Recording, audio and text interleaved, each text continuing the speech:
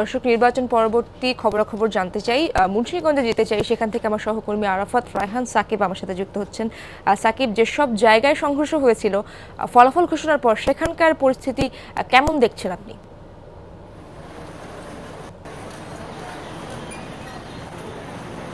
ইশরাত, আসলে গতকাল নির্বাচনে কিন্তু মুন্সিগঞ্জের যে গজারিয়া উপজেলায় সেখানে কিন্তু বেশ কয়েকটি কেন্দ্রে আসলে আমরা যে গোলাগুলি এবং সহিংসতার ঘটনা দেখেছি। বিশেষ করে হোসেনলী এলাকার গোলাগুলি এবং পুলিশের উপর হামলার ঘটনায় কিন্তু ভোট গ্রহণ বন্ধ ছিল এবং যেটি কিন্তু আসলে বেশ একটি প্রভাবের বিষয়। এবং একই সাথে ইসমানী চক কেন্দ্রে কিন্তু দুই পক্ষে ইসমানী চক কেন্দ্র নিয়ন্ত্রণে পুলিশ রাবার বুলেট নিক্ষেপ করেছিল।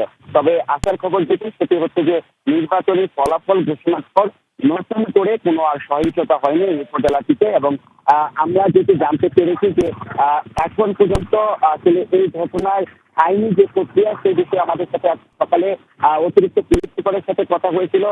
মুন্সিগঞ্জের যিনি অতিরিক্ত পুলিশ সুপার রয়েছেন সর্দার ফাইজুল হাসান, তিনি আমাদেরকে যেটি জানিয়েছেন যে গতকাল দুপুরে যে ভবানীপুর কেন্দ্রে সাংবাদিকদের উপর হামলা হয়েছিল সেই ঘটনায় অভিযোগ দায়ের করেছিল মুন্সিগঞ্জের স্থানীয় একজন সাংবাদিক। এবং এছাড়া যে পুলিশের উপর হামলার ঘটনা, সেই ঘটনায় কিন্তু মামলার প্রস্তুতি রয়েছে এমন তথ্য তিনি আমাদেরকে জানিয়েছে। এবং ভাঙচুরের ঘটনায়ও কিন্তু মামলার প্রস্তুতি রয়েছে বলে আমাদেরকে জানিয়েছে। তবে সকাল থেকে কোনো রকমের মামলা হয়নি এবং আজকে হয়তোবা এই ঘটনায় মামলা দায়ের হতে পারে। আর এই ঘটনায় এখন পর্যন্ত 4 জনকে আমরা আজকের তথ্য পেয়েছে পুলিশের কাছ থেকে।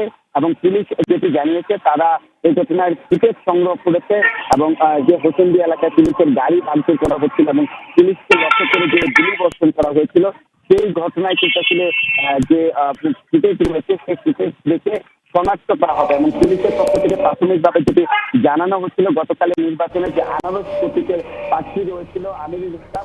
সাকিব, আপনাকে অনেক ধন্যবাদ। পরবর্তীতে আবারও আপনার কাছে আসার চেষ্টা করব। দর্শক, শরীয়তপুরে যেতে চাই।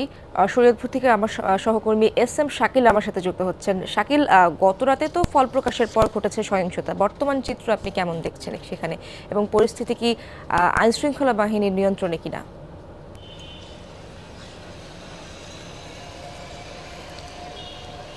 ইশরাত, ফলাফল গণনার পরে কিন্তু সহিংসতাটা ঘটে। এখানে কিন্তু আমরা দেখেছি যে মোটরসাইকেল প্রার্থী এবং যেই ঘোড়া মার্কার যে প্রার্থী রয়েছেন তাদের সমর্থকদের মধ্যে এই ধাওয়া পাল্টা ধাওয়া এবং সংঘর্ষটা ঘটে। সেই সংঘর্ষে কিন্তু ইউপি চেয়ারম্যান সহ আহত হয়েছেন 8 জন, এমনটাই আমরা দেখেছি। আমরা পুলিশ প্রশাসনের সাথে কথা বলেছি, তারা যেমনটা বলেছেন যে এলাকার পরিস্থিতি কিন্তু তাদের নিয়ন্ত্রণে রয়েছে এবং পরিস্থিতি নিয়ন্ত্রণে কিন্তু অতিরিক্ত পুলিশ মোতায়েন করা হয়েছে এলাকাটিতে। তবে গতকাল রাতেই কিন্তু 2 জনকে আটক করা হয়েছে, কিন্তু কোনো মামলা হয়নি। আজ হয়তো মামলা হতে পারে উভয় পক্ষ থেকে। এবং উভয় পক্ষের সাথে আমরা কথা বলেছি, তারা যেমন উভয় পক্ষকেই দোষারোপ করছেন। মোটরসাইকেল প্রার্থীর সমর্থকরা বলছেন যে তারা আনন্দ মিছিল করার সময় যে ঘোড়ার সমর্থকরা রয়েছেন, যে ইউপি চেয়ারম্যান আহত হয়েছিলেন, তাদের নেতৃত্বেই নাকি মোটরসাইকেল সমর্থকদের উপর হামলা করা হয়েছিল। তবে সেই সমর্থকরা, যেই ঘোড়া সমর্থকরা রয়েছেন, তারা কিন্তু আবার বিপরীতমুখী তারা অভিযোগ করেছেন। তারা কিন্তু বলছেন যে আনন্দ মিছিল করার সময় ইউপি চেয়ারম্যানের বাড়িতে হামলা করে এবং এক পর্যায়ে তারা সংঘর্ষে জড়ায়, এমনটাই বলছিলেন এখানকার যারা সংঘর্ষে জড়িয়েছিলেন বা আহত হয়েছিলেন তারা। তবে এইখানে আমরা পুলিশ প্রশাসনের তৎপরতা বেশ দেখেছি। তারা কিন্তু অতিরিক্ত পুলিশ মোতায়েন করে ঘটনাস্থল থেকে 2 জনকে আটক করেছেন এবং পরিস্থিতি কিন্তু তারা নিয়ন্ত্রণে এনেছেন। এবং আজকে হয়তো মামলা হতে পারে, মামলার পরবর্তীতে হয়তো পুলিশ এখানে অ্যাকশনে যাবে, এমনটাই জানিয়েছেন এখানে। ইশরাত, আপনাকে ধন্যবাদ শাকিল।